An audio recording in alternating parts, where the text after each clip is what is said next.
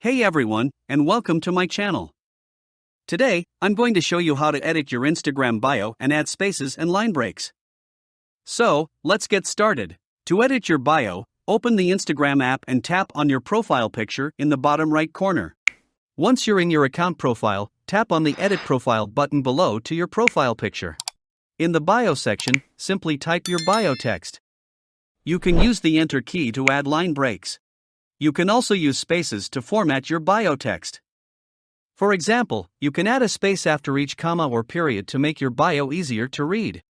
You can use emojis in your bio to make it more visually appealing and fun. Keep in mind that Instagram bios have a character limit of 150 characters. So, make sure to keep your bio concise and to the point. Once you're finished editing your bio, tap on the Done button. That's it.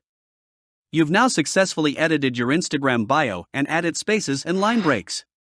If you found this video helpful, don't forget to subscribe our channel for more useful tips and tricks.